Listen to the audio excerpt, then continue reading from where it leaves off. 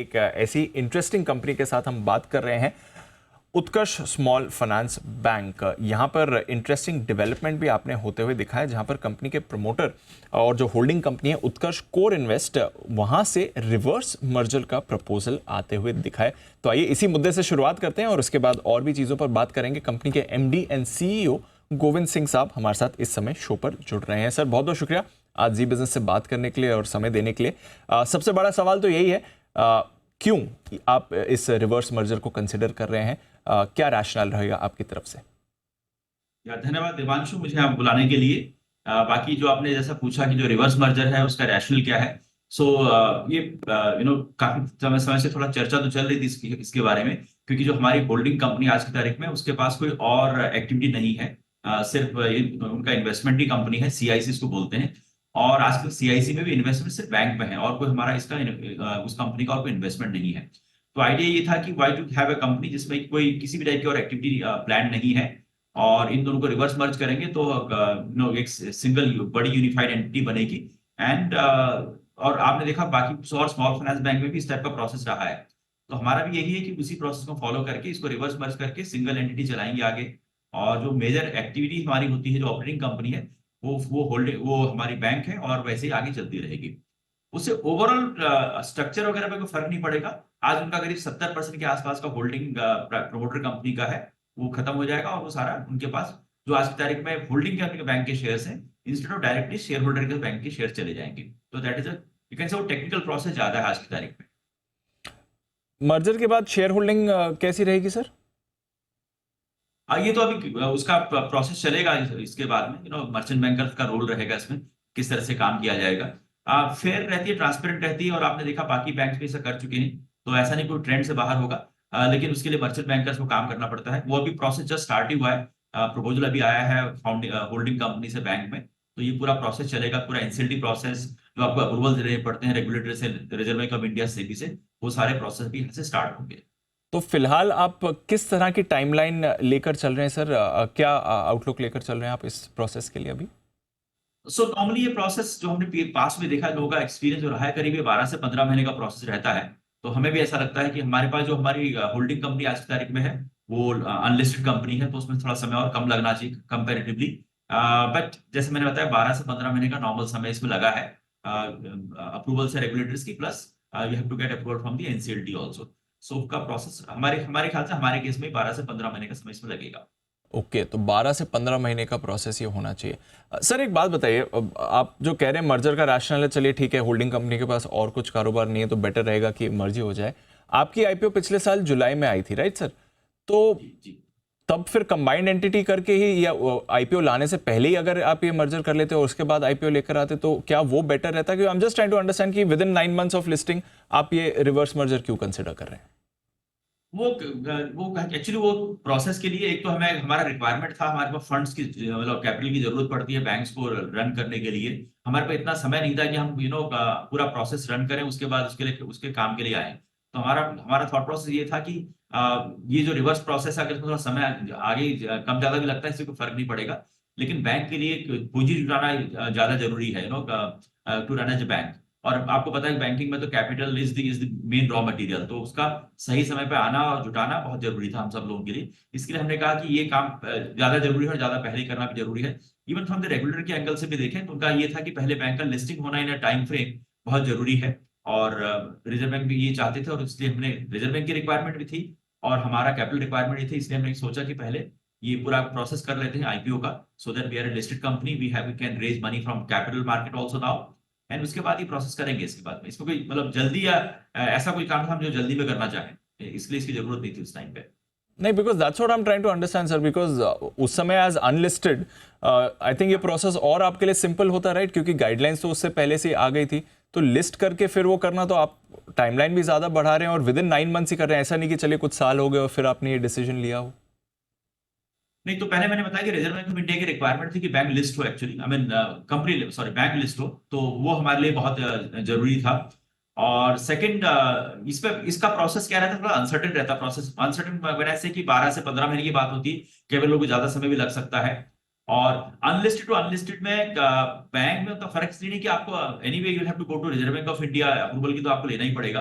और उसके बाद आपको पूरा एनसीएलटी प्रोसेस करना ही पड़ेगा। जो एक ही डिफरेंस हो सकता था, मे बी शायद सेबी का रिक्वायरमेंट उस टाइम पे कम होता, जो कि इस केस में शायद थोड़ा सा दैट वो एक स्टेप और बढ़ जाता आज की तारीख में। ठीक है सर, चलिए, तो आप बोल रहे हैं अभी अभी ये फाइनल डिसाइड नहीं हुआ है कि पोस्ट मर्जर शेयर होल्डिंग कैसे होगी डिस्ट्रीब्यूट, राइट सर? नहीं, उसका प्रोसेस अभी वो तो पूरा जो मर्चेंट बैंकर्स हैं they will go through the entire process, उसके बेसिस पर डिसाइड होगा। पर क्या वो प्रोसेस शुरू हो गया मर्चेंट बैंकर्स की तरफ से, जो इनिशियल प्रोसेस है, क्या वो शुरू हो चुका है? नहीं, वो प्रोसेस अभी शुरू नहीं हुआ, क्योंकि अभी हमारे पास बताया ना, जैसे होल्डिंग कंपनी से अभी बातचीत हुई है और उन्होंने हमें कम्युनिकेशन फॉर्मल भेजा है। अभी बैंक का बोर्ड और होल्डिंग कंपनी बोर्ड इस पर थोड़ा काम करेंगे। May be during this quarter, जो क्वार्टर चल रहा है, अगले 1 से 1.5 महीने के अंदर में हम सभी लोगों से बातचीत कर पाएंगे इस बारे में कि पूरे एंड टू एंड प्रोसेस कैसे रन करेगा यहाँ से। उसमें मर्चेंट बैंकर का जो बड़ा रोल है वो भी बहुत इंपॉर्टेंट रहेगा साथ में। चलिए सर, अंडरस्टूड अंडरस्टूड। तो चलिए, ये तो मर्जर की बात आपने हमें समझा दी। अब बाकी चीज़ों की बात करते हैं, सेक्टर की और आपकी कंपनी के परफॉर्मेंस के बारे में भी बात करते हैं। सर, एक चीज़ जो लगातार सुनने में आ रही है आपके सेक्टर से कि फिलहाल सिस्टम में लिक्विडिटी थोड़ी कम होती हुई दिख रही है। गवर्नर साहब ने भी लास्ट पॉलिसी में इसको एक तरह से मेंशन किया था। जरा आप बताइए, आप इस समय सिचुएशन को कैसे देख रहे हैं? आप किस तरह से अपनी लिक्विडिटी को मैनेज कर रहे हैं सर? सो लिक्विडिटी एंगल से यस, सिस्टम में थोड़ा लिक्विडिटी कम रही है, मतलब कंपैरेटिवली कम रही है। बट अगर आप उत्कर्ष की बात करें तो हमने हमेशा ही ध्यान रखा है कि हमारे पास लिक्विडिटी हमेशा एडिक्वेट रहे। एक्चुअली पिछले 1-1.5 साल के अंदर मैंने लिक्विडिटी अपनी कम की है, क्योंकि हमारे पास काफी ज्यादा लिक्विडिटी रहती थी। मे बी ये थोड़ा कोविड के टाइम का फिनोमिना था, हमारे पास 2000 करोड़ प्लस का लिक्विडिटी रहती थी, जो कि अब अभी 1000 करोड़ के आसपास लेके आए हैं। तो हमारा आइडिया है कि दैट इज मोर रीजनेबल, अगर आप उस एंगल से देखें कि हाँ, एक्सेस लिक्विडिटी क्या होता है, कैरिंग कॉस्ट भी ज्यादा रहती है। तो लिक्विडिटी आज भी हम हमेशा बहुत कंफर्टेबल रहे, आज भी बहुत कंफर्टेबल है। और यस, सिस्टम थोड़ा सा सिस्टम में थोड़ा सा हार्डनेस दिखी है इसमें, और थोड़ा मार्च में वो बढ़ जाती है, लेकिन हमारे पास एडिक्वेट लिक्विडिटी है। और मार्च में भी वील एक्सपेक्ट कि हमारे पास अच्छी और फंड्स और भी अच्छे आएंगे। सो लिक्विडिटी एंगल से हमें कोई चिंता या कोई इशू दिख नहीं रहा आने वाले समय में भी, और पीछे भी ऐसा कुछ नहीं रहा है। एक और चीज बताना चाहूंगी, हमेशा हम जो है नेट लेंडर रहे हैं मार्केट में, जो मनी मार्केट में भी है भी हम कभी भी मनी मार्केट में बोरो नहीं करते हैं। एंड दैट थॉट प्रोसेस आने वाले समय भी हमारा रहेगा कि हम हमेशा नेट लेंडर रहे मार्केट में, और हमेशा हमारे पास एडिक्वेट लिक्विडिटी रहेगी टू मैनेज। हमारा एलसीआई हमेशा 150% से ऊपर रहता है, जो आपको बताया, जो आरबीआई की रिक्वायरमेंट है कि आपका कम से कम 100 होना चाहिए, हमारा हमेशा 150 से या उससे ऊपर ही रहता है। तो लिक्विडिटी हमारी हमेशा अच्छी रही और आगे वाले टाइम में भी अच्छी रहेगी। आ, एक चीज और वाई एम आस्किंग इज, आपके जो Q3 में हमने अपडेट्स देखे, डिपॉजिट ग्रोथ आपकी 18% थी, पर रिटेल डिपॉजिट ग्रोथ 46% की थी। तो ये जरा समझाइए कि टोटल डिपॉजिट ग्रोथ और उसमें रिटेल डिपॉजिट ग्रोथ में इतना बड़ा वेरिएंस कैसे है सर?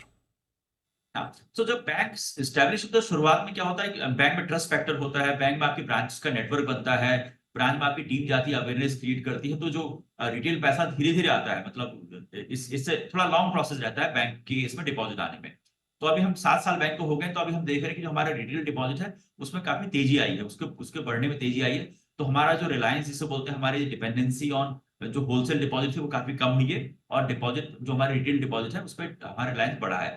अल्टीमेटली बैंक की कोशिश यही रहती है कि आप जितना बड़ा अपना डिपॉजिट बेस कर सकते हैं, रिटेल डिपॉजिट बेस कर सकते हैं, आने वाले समय में वो आपके लिए अच्छा रहता है। एक तो उससे लिक्विडिटी आती है, साथ में आप क्रॉस सेल भी उससे कर सकते हैं। तो जैसा आपने बताया कि आप पिछली बार देखेंगे, हमारा जो होलसेल डिपॉजिट था वो करीब 6% कम हुआ है, लेकिन जो हमारा रिटेल डिपॉजिट था वो 46% की ग्रोथ आई है।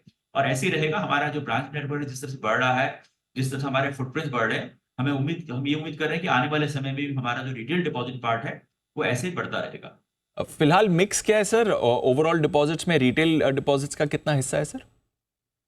तो इस टाइम पर करीब 68% हमारा जो कासा रिटेल, जिसको जैसे बैंकिंग लैंग्वेज बोलते हैं, कासा और रिटेल मिला के करीब 68% हमारा। और हम उम्मीद कर रहे हैं कि ये आने वाले समय में काफी बढ़ेगा और भी। Sir, CD ratio, credit to deposit ratio जो है, वो आपका इस समय 99% पर है। आजकल बाजार थोड़ा हाई सीडी रेशियो से नर्वस हो जाता है और प्रेफर करता है कि यहाँ से थोड़ा कम हो। जरा बताइए, आप 99% सीडी रेशियो से कंफर्टेबल हैं? क्या आगे इसे नीचे लाने की कोई स्ट्रैटेजी है या कोई प्लान है? जरा बताएं, आपका क्या व्यू है इस समय? हाँ, सो दीपांशु जी, उसमें दो बातें हैं। एक तो जब आप बात करते हैं तो इसमें लिक्विडिटी की क्या पोजीशन है, तो जैसा मैंने आपको पहले बताया, हमारी लिक्विडिटी पोजीशन काफी कंफर्टेबल है।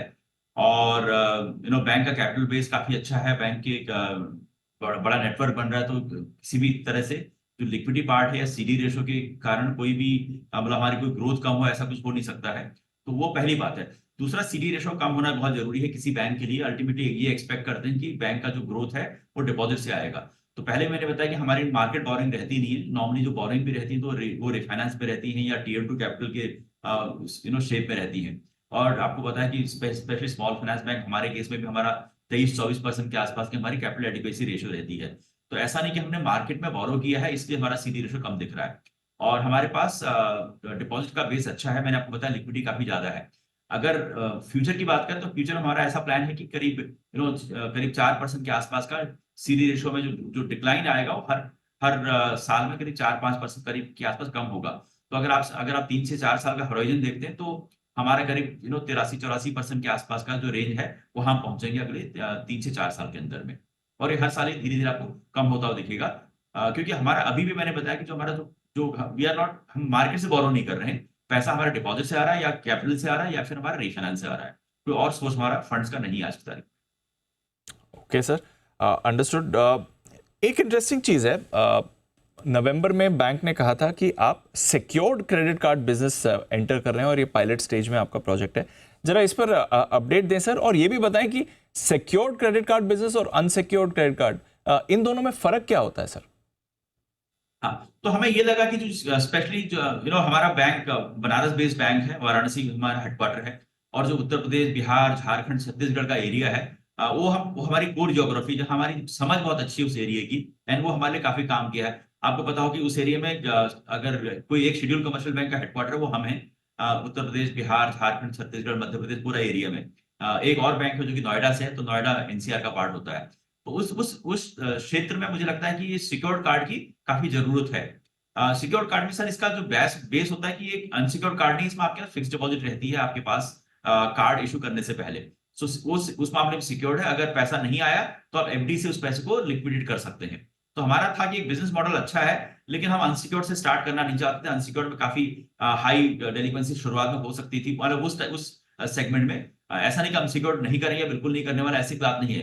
लेकिन हमें लगता है सिक्योर्ड कार्ड के थ्रू स्पेशली ज्योग्राफी पे हम कुछ टारगेट सेगमेंट को हम टारगेट करना चाहते हैं। आई थिंक वो बहुत इंपॉर्टेंट पार्ट है हम लोगों के लिए। तो सिक्योर्ड कार्ड हमारे लिए अच्छा कार्ड रहेगा। इसकी वहाँ रिक्वायरमेंट है, इसका पोटेंशियल है। और साथ में इसमें एक्चुअली शुरुआत में हमें जो रिस्क पार्ट रहेगा हमारे लिए काफी कम रहेगा। तो इसके लिए हमने सोचा कि हम इसके थ्रू जाएंगे। और ऑलरेडी इसका सीयूजी चल रहा है जो क्लोज यूजर ग्रुप में काम होता है, एंड बहुत जल्दी इसको हम लॉन्च भी कर पाएंगे पब्लिक के लिए। ओके, कोई टाइमलाइन है सर, कब तक लॉन्च हो जाना चाहिए? ठीक है, अगले 1 से 2 महीने के अंदर में। चलिए, तो अगले क्वार्टर में ये रिफ्लेक्ट भी होना चाहिए। सिंह साहब, बहुत बहुत शुक्रिया आज हमारे साथ बात करने के लिए सर, और सारे सवालों का कैंडिडेटली जवाब भी देने के लिए। और आशा करते हैं आगे आपकी बैंक की परफॉर्मेंस और भी अच्छी होती हुई दिखे। बहुत बहुत शुक्रिया आज हमारे साथ बात करने के लिए सर। Thank you. आपके लिए उत्कर्ष स्मॉल फाइनेंस बैंक के मैनेजमेंट बात करते हुए आगे का आउटलुक कैसे रहेगा और बाजार में किस तरह का एक्शन चल रहा है। रिवर्स मर्जर इनकी पेरेंट कंपनी के साथ भी होने की तैयारी में है।